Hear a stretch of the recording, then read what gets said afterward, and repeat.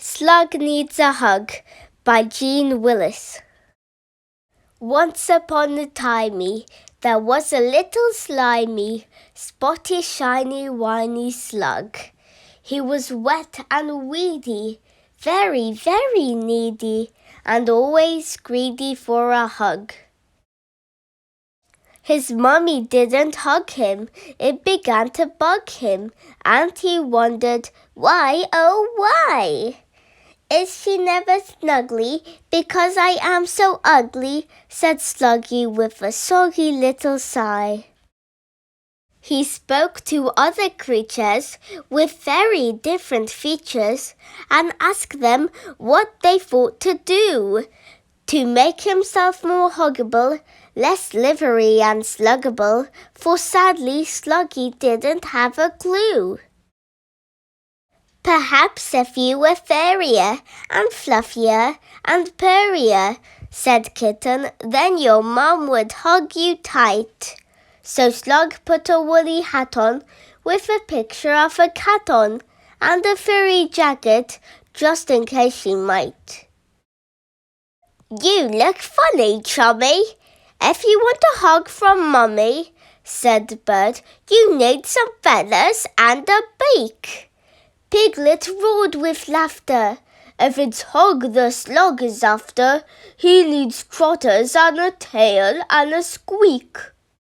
With trotters, tail and coat, and beak and feathers, Slug met Goat, who told him that he looked a little weird.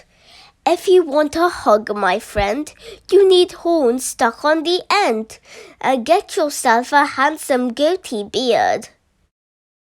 Slug did as Ghost suggested, and he sensibly invested in some horns and a moustache made out of string. Moth looked aghast and muttered, and he whispered as he fluttered, Slug, you need some wings, you silly little thing. Slug made himself a pair. He couldn't fly into the air. His wings were scarlet petals from a rose.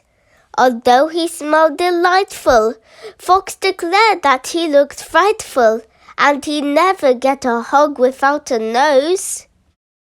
Should I lose the beak, thought Slug, if I really want a hug? Would Mummy love me more with just a snout? There was very little space to wear them both upon his face, but Sluggy did, in case of any doubt. Slug gazed into the brook at his astonishing new look and barely recognized his own reflection. If she doesn't hug you now, then she never will, said Cow, as she gave the slug a head-to-tail inspection. Hoping Cow was right, Slug jogged slowly home that night to show his mum his fabulous disguise. But after all he'd done, she didn't recognize her son. Mother, it is me, said Slug. Surprise! But I love you as you are. You're the sweetest slug by far, said Ma. You have been very greatly missed. You're beautiful and charming. If I could, I'd hug you, darling. But alas, she had no arms, and so they kissed.